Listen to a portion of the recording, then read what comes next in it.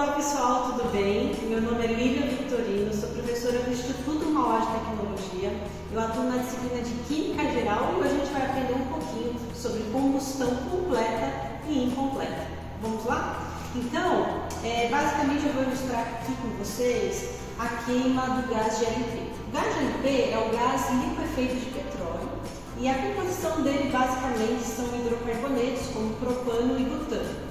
Como que a gente faz a queima desse gás? Né? Então esse gás é o combustível, a gente precisa de um comburente, que nesse caso vai ser o oxigênio presente no ar, e a gente precisa de uma fonte de calor.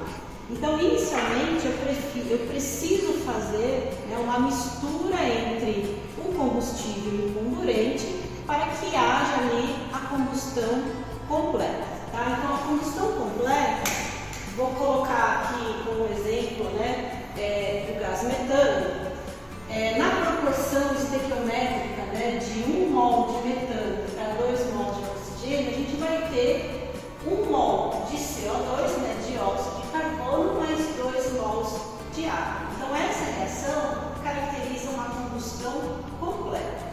Quando o comburente e o combustível não estão nas proporções estequiométricas ideais, você tem uma combustão incompleta.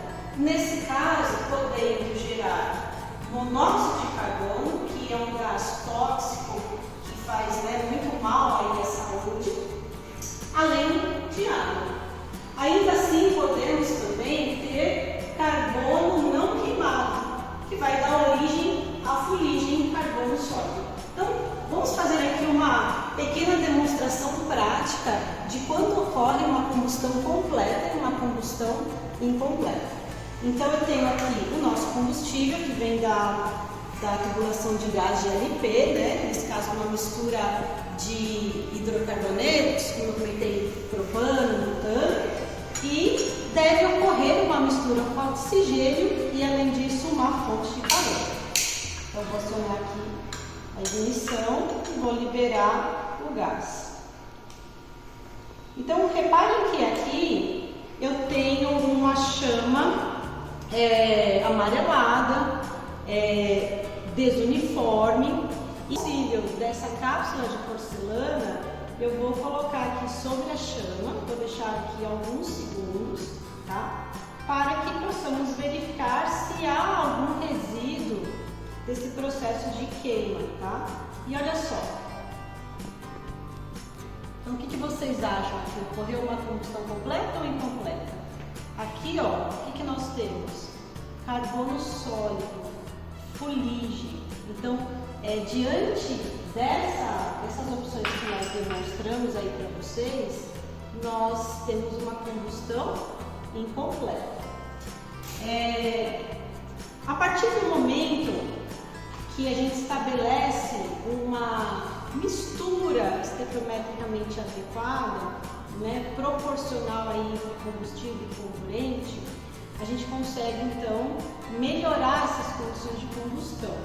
Aqui, por que eu tenho esse resultado?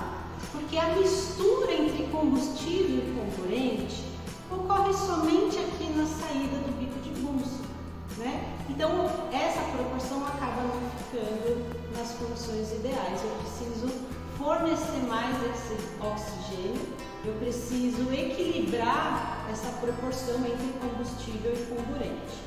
E para que ocorra isso, eu vou abrir este anel metálico aqui na base do bico de Bunsen e vejam, sobretudo, as características da chama, Uma chama azulada, uma chama que ela tem uma geometria mais uniforme, tá certo? E de coloração predominantemente azul, certo? Bom, aqui eu vou usar mais uma outra cápsula de porcelana para a gente fazer esse teste. Então, vou limpar aqui a superfície. Então, tem uma cápsula aqui que está sem o depósito de fuligem. E aí, com o auxílio novamente da pinça metálica, eu vou sobrepor essa cápsula sobre a chama. Deixar aqui alguns segundos.